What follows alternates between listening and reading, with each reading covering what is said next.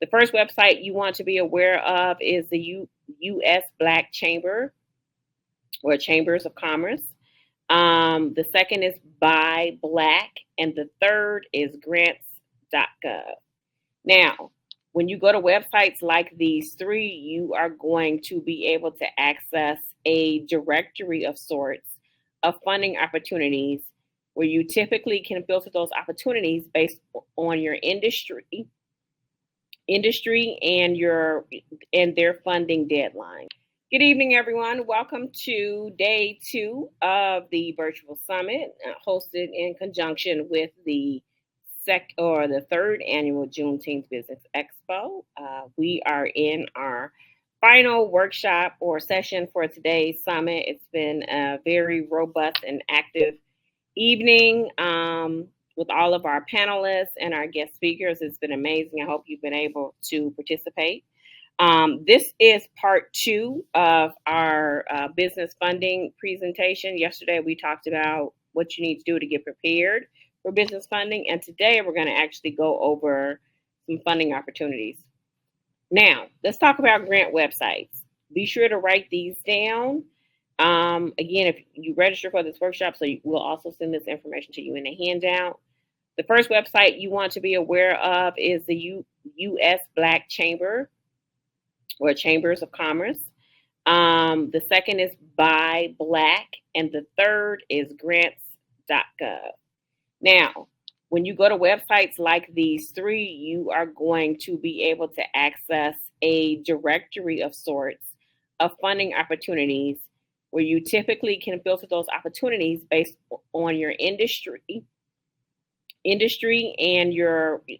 their funding deadlines. And so you want to go there as often as you need to. I encourage you to register for their email blast and their notifications so that you can receive notices in your email box sooner than later. I also want to encourage you to remember in our conversation yesterday when we talked about governmental grants, they really function more like contracts, and they are going to be on a reimbursement basis, right? The government calls them grants, but they are really reimbursement contracts. And by that, I mean there is a high level of scrutiny and reviewing your application because it's a government agency. You're going to have many more things in place in order to apply and be eligible. You're going to need to have things like a unique identifier number, also formerly known as a SAM ID number that you can register for at sam.gov. And there's no cost to receive that number, but it is required to receive any type of government funding. You must have a unique identifier number. So government grants are going to require you to have many more things in place in order to even be able to be considered for any type of funding.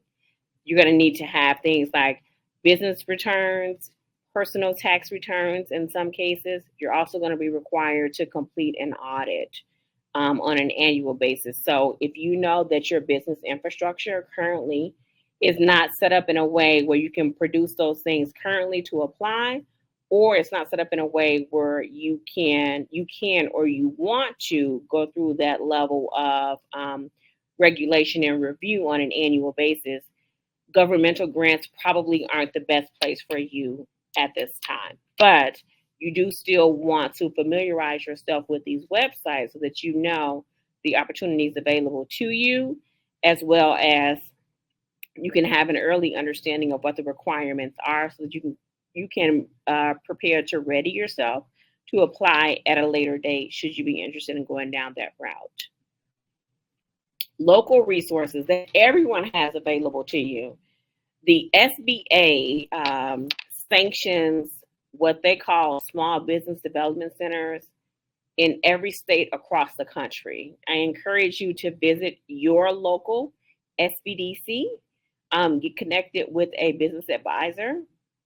Many of the workshops and then resources they provide are offered at no cost.